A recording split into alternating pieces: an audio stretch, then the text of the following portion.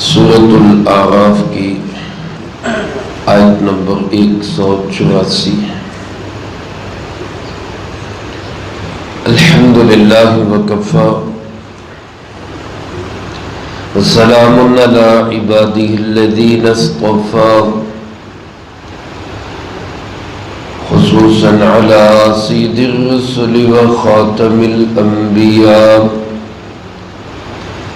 وعلى آلہ واصحابہ الاتقیاء، اما بعد فاعوذ باللہ من الشیطان الرجیم، بسم اللہ الرحمن الرحیم۔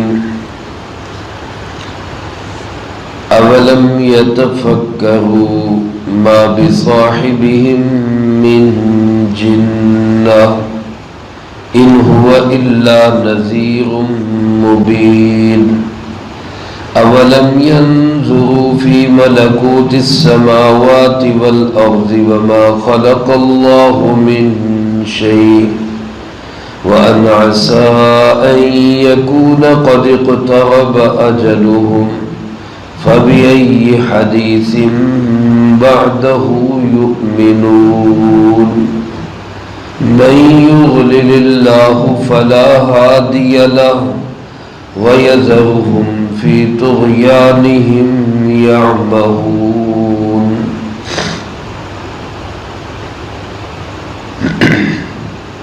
اولم يتفکروا، کیا ان لوگوں نے غور و فکر نہیں کیا، ما بصاحبہم من جنہ، اس بات میں کہ ان کے صاحب یعنی حضرت محمد صلی اللہ علیہ وآلہ وسلم کو کوئی جنون نہیں ہے۔ ان ہوا الا نذیر مبین، کچھ نہیں مگر وہ تو ایک کھلے ڈرانے والے ہیں۔ اولم ینظروا فی ملکوت السماوات والارض، کیا یہ لوگ غور نہیں کرتے آسمان و زمین کی بادشاہت میں، وما خلق اللہ من شیء، اور جو چیزیں بھی اللہ تعالیٰ نے بنائی ہیں ان سب چیزوں میں، وَأَنْ عَسَىٰ، اور کیا یہ اس بات پہ بھی غور نہیں کرتے، أَن يَكُونَ قَدِ اقْتَرَبَ أَجَلُهُمْ، ہو سکتا ہے ان کی موت کا وقت نہایت قریب آ چکا ہو، فَبِأَيِّ حَدِيثٍ بَعْدَهُ يُؤْمِنُونَ، پس اس بات کے بعد پھر کس بات پر یہ یقین رکھیں گے۔ مَن يُضْلِلِ اللَّهُ فَلَا هَادِيَ لَهُ، جس کی گمراہی کا فیصلہ اللہ کر دے تو کوئی اس کو ہدایت دینے والا نہیں۔ وَيَذَرُهُمْ، اور وہ اللہ ان کو چھوڑ دیتا ہے، فِي طُغْيَانِهِمْ يَعْمَهُونَ، کہ یہ اپنی سرکشی میں حیران پھرتے رہیں۔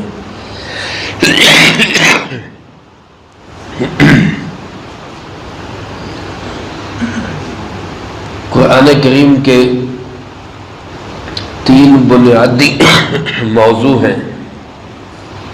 ایک عقیدہ توحید، میرا آپ کا ایمان، یقین اور عقیدہ ہے اور ہونا چاہیے کہ اللہ ایک ہے، اس کا کوئی ساجی اور شریک نہیں ہے۔ آپ بھی میرے ساتھ مل کر کہہ دیں اللہ ایک ہے، اس کا کوئی ساجی اور شریک نہیں ہے۔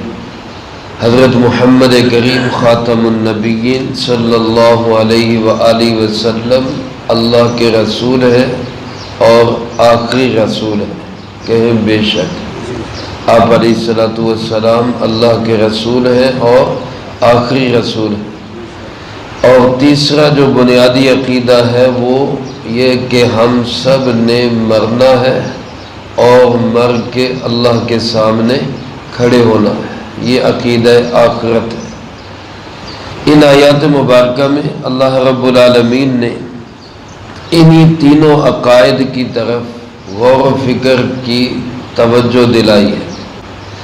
سب سے پہلے تو فرمایا اولم یتفکروا، یا کیا لوگ اس بات پہ غور و فکر نہیں کرتے کہ ما بصاحبہم من جنہ، کہ ان کے ساتھی سے مراد، صاحب سے مراد یہاں کون ہے؟ وہ جناب محمد کریم خاتم النبیین، بلند آواز سے کہہ دیں صلی اللہ علیہ وآلہ وسلم۔ آپ علیہ السلام کو قرآن کریم میں ایک نہیں متعدد مقامات پر صاحب کے لفظ سے ذکر کیا گیا۔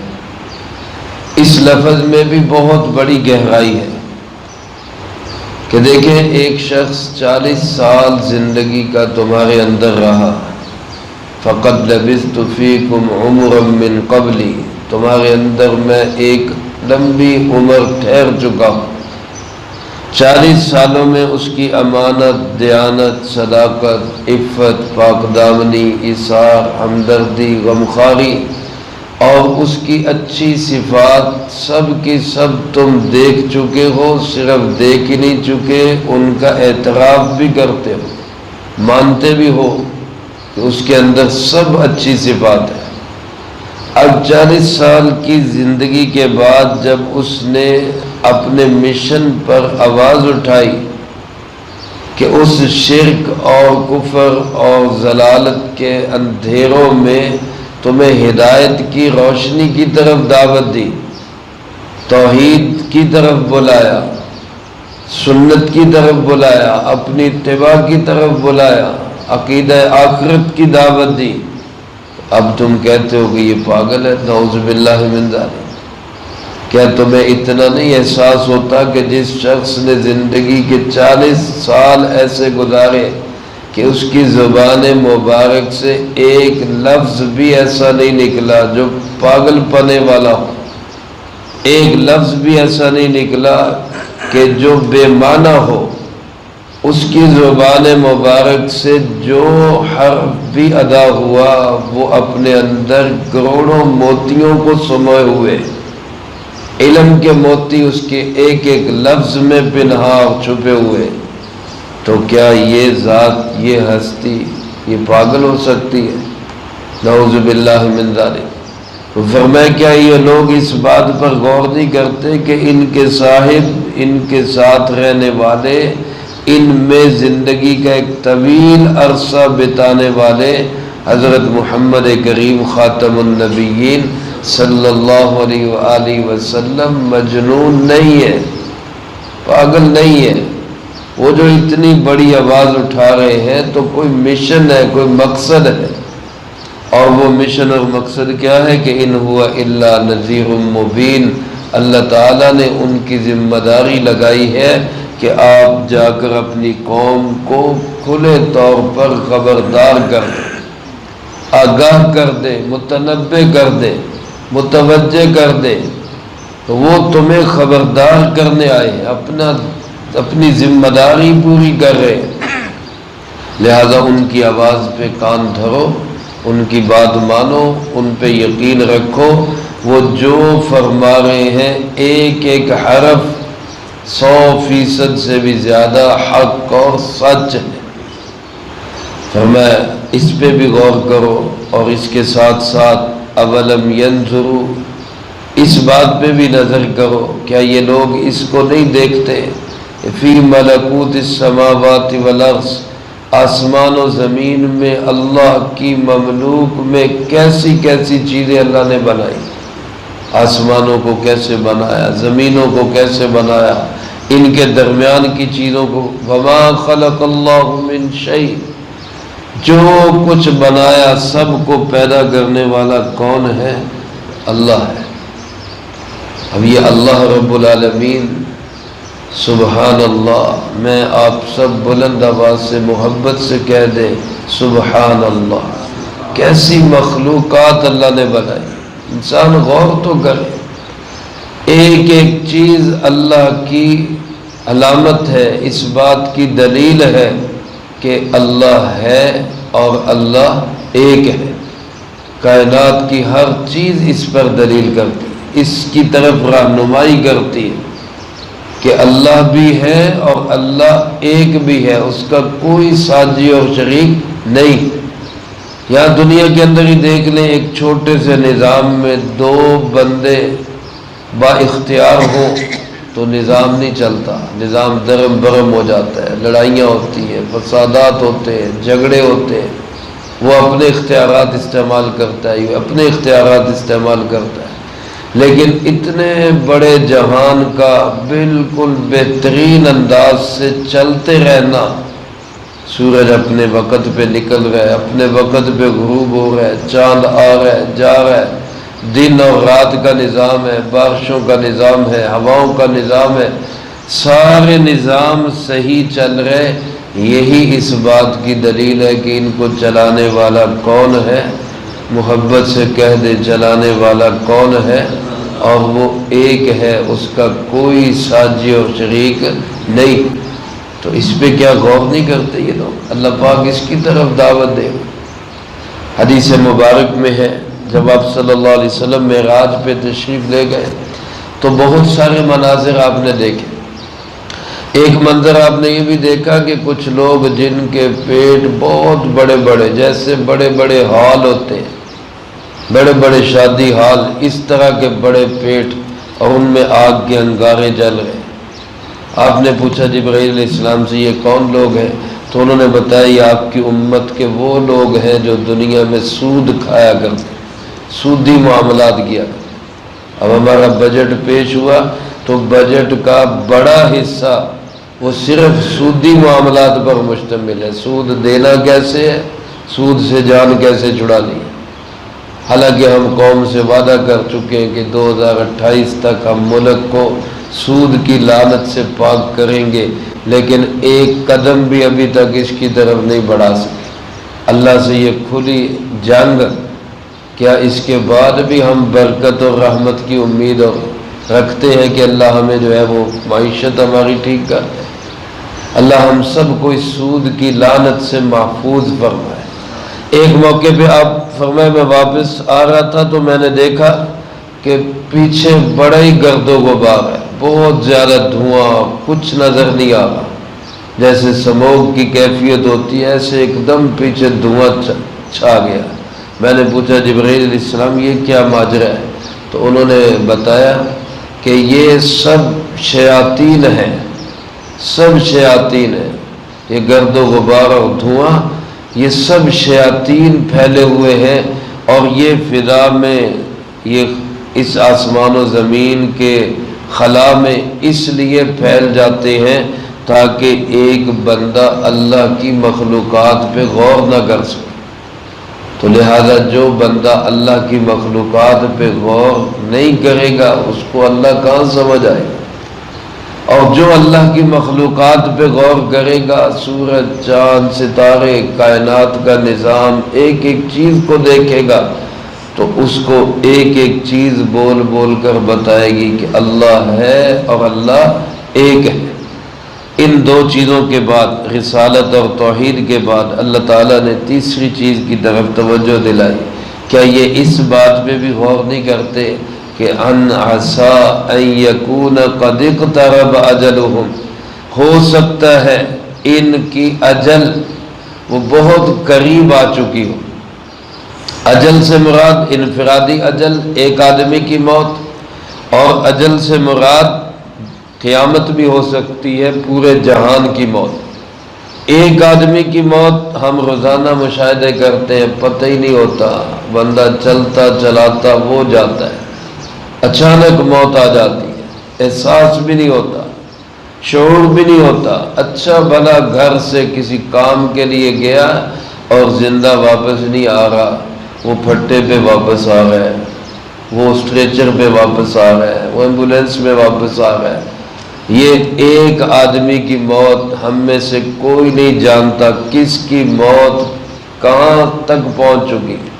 ہو سکتا ہے سر پہ کھڑی ہو سکتا ہے مسجد سے باہر نکلنے کی مہلت ہی نہ ملے، ہو سکتا ہے آج کا سورج غروب ہوتا ہوا ہم نہ دیکھ سکے۔ یہ سب کس کے علم میں ہے؟ اللہ۔ تو کیا اس پہ غور کر کے اپنی آخرت سنوارنے کی فکر نہیں کرتے؟ موت کا تو پتہ کوئی نہیں، کس وقت آ جائے، تو موت کے بعد کی زندگی تو سوارے، اس کے بعد تو ہمیشہ جینا ہے، کبھی نہیں موت آنی، تو اس کے لیے ہم کیا کر رہے ہیں؟ کسی نے کیا خوبصورت جملہ کہا، دنیا کے لیے اتنی تگ و دو کرو جتنا یہاں پہ رہنا ہے، اور آخرت کے لیے اتنی تگ و دو کرو جتنا وہاں رہنا ہے۔ اب یہاں زندگی کیا ہے؟ 60 سال، 70 سال، 80 سال، زیادہ سے زیادہ 100 سال، اور وہاں زندگی کیا ہے کہ قیامت کا پہلا دن ہی 50,000 سال کا ہے، اس کے بعد ہر دن 1000 سال کے برابر۔ کتنا لمبا جینا ہے، اس کے لیے کیا کر رہا ہے؟ تو کیا اس بات پہ غور نہیں کرتا کہ ہو سکتا ہے میری موت ہی قریب آ گئی؟ اللہ پاک فرماتے دعوت فکر دیتے ہوئے فَبِأَيِّ حَدِيثٍ بَعْدَهُ يُؤْمِنُونَ، اس کے بعد کس بات پہ یقین کرو گے؟ اور بھی کوئی بات ہے یقین رکھنے والی؟ اگر اس پہ بھی تمہیں یقین نہیں آ رہا تو پھر کس پہ یقین کرو؟ اللہ سمجھا رہا ہے، اللہ کا سچا محبوب سمجھا رہا ہے، موت بھی تمہیں سمجھ نہیں آ رہی، پھر کون سی بات تمہیں سمجھ آئے؟ اس لیے آگے فرمایا مَن يُضْلِلِ اللَّهُ فَلَا هَادِيَ لَهُ، اگر یہ باتیں سن کر بھی کسی کے دل میں توحید نہیں آتی، رسالت نہیں آتی، فکر آخرت نہیں آتی، تو پھر سمجھ جائیں یہ ایسا گمراہ ہے جس کی گمراہی کا فیصلہ اللہ کر چکے، اللہ اس کو ہدایت کی طرف آنے ہی نہیں دے رہے، اس نے اپنے اندر کی صلاحیتوں کو اس قدر مسخ کر لیا، اب اس کے لیے دروازے گویا بند ہو چکے۔ اللہ ہم سب کو ایسی حالت سے محفوظ رکھے، اور جس کی گمراہی کا فیصلہ اللہ کر لے فلا ہادی لہ، کوئی اس کو ہدایت دینے والا نہیں، کوئی اس کو ہدایت نہیں دے سکتا۔ جس کو اپنے آپ کا ہی نہیں پتا اس کو اللہ چھوڑ دیتے ہیں، وَيَذَرُهُمْ، اللہ اس کو چھوڑ دیتے ہیں، نظر انداز کر دیتے ہیں، اللہ پاک بھی اگنور کرتے ہیں کہ جاؤ پھر جہاں بھاگنا ہے بھاگو، جاؤ، مجھے بھی تمہاری کوئی پرواہ نہیں۔ فی طغیانہم یعمہون، وہ اپنی سرکشی میں ہی آگے سے آگے بڑھتا چلا جاتا ہے، اس کو احساس بھی نہیں ہوتا۔ میرے عزیز دوستو، آج دنیا پاگل ہوئی پڑی ہے، دنیا بنانے کے چکر میں پاگل ہوئی پڑی ہے، اس بات کا احساس تک نہیں ہمارے مرنے کے بعد ہمارا کیا ہو۔ ہماری فکر آخرت، فجر کی نماز، ہماری نمازیں، ہمارا کاروبار، ہمارے اندر امانت، دیانت، صداقت، بس اس بات کی فکر ہے کہ پیسہ بن جائے، مال بن جائے، کاروبار چمک جائے، نیچے سے لے کر اوپر تک، عام آدمی سے لے کر بادشاہ وقت تک، ایک چپڑاسی سے لے کر بڑے سے بڑے افسر تک، سب اسی ٹینشن میں سرگرداں، پریشان اور ٹینشن میں ہر وقت ہے، ہماری دنیا کیسے بن جائے، دنیا کیسے بن جائے۔ اس طرف دھیان اور توجہ بھی نہیں، ہماری آخرت کیسے بن جائے، ہماری قبر کیسے بن جائے، ہماری مرنے کے بعد کی زندگی کیسے ٹھیک ہو جائے۔ اس کا احساس ہم نے خود اپنے اندر بھی پیدا کرنا ہے، اپنے بچوں میں بھی پیدا کرنا ہے، اپنے عزیز و اقارب میں بھی پیدا کرنا ہے، اپنے گلی محلے میں بھی پیدا کرنا ہے۔ تمام لوگوں کو اس بات پہ لانا ہے کہ دنیا سے زیادہ ہمیں آخرت کی فکر کی ضرورت ہے، دنیا بھی ہماری اچھی ہو، آخرت بھی ہماری اچھی ہو۔ اللہ پاک مجھے آپ کو سب کو اچھی صفات سے مزین فرمائے، عقیدہ توحید، عقیدہ رسالت، عقیدہ آخرت پہ اللہ ہمیں کامل یقین نصیب فرمائے، جو کہا سنا اس کو زندگی میں لا کے دوسروں تک پہنچانے کی توفیق عطا فرمائے۔ اللہم لک الحمد کما ینبغی لجلال وجہک وعظیم سلطانک، اللہم لا احصی ثناء علیک انت کما اثنیت علی نفسک، اللہم لک الحمد کما انت اہل، وصلی علی محمد کما انت اہل، وافعل بنا ما انت اہل، فإنک اہل التقوی واہل المغفرہ۔ اللهم وفقنا لما تحب وترضى من القول والعمل والفعل والهدي والنية إنك على كل شيء قدير. اللهم إنا نسألك الهدى والتقى والعفاف والغنى. اللهم ربنا تقبل